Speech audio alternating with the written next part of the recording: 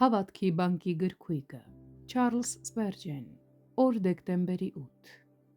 Եթե մեկը ծառայե ինձ, թող նա իմ ետևից գա, և ուր ես եմ, այնտեղ էլ իմ պաշտոնյան կլինի։ Եթե մեկը ծառայե ինձ, հայրը կպատվի նրան։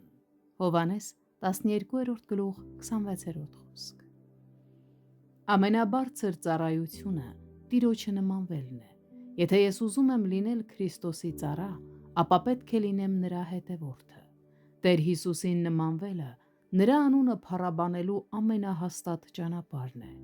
Մտորեք այդ մասին ամեն ժամանակ։ Եթե ես ընդօրինակեմ Տեր Հիսուսին, ես կունենամ նրա ընկերակցությունը։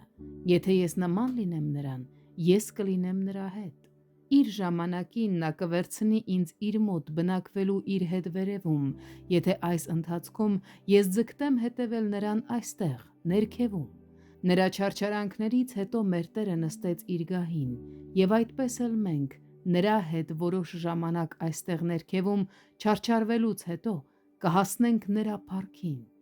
Մեր Տիրոջ կյանքի նպատակը մեր կյանքի նպատակն էլ կլինի։ Եթե մենք նրա հետ ենք նրա խոնարհության մեջ, մենք նրա հետ կլինենք նաև նրա փառքի մեջ։ Ով հոգի, քաջություն հավաքիր և քայլիր արյունոտ հետքերով, որոնք քո Տերը թողել է քեզ համար։ Չպետք է մոռանամ նշել, որ Հայրը պատվում է նրանց,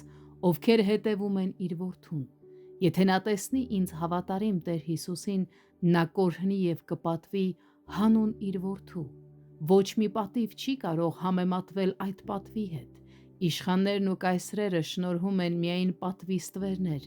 իսկ իրական փառքը գալիս է Հորից։ Հետևաբար, ով հոգի, ավելի ամուր բռնի քո Տեր Հիսուսին, քան երբևէ։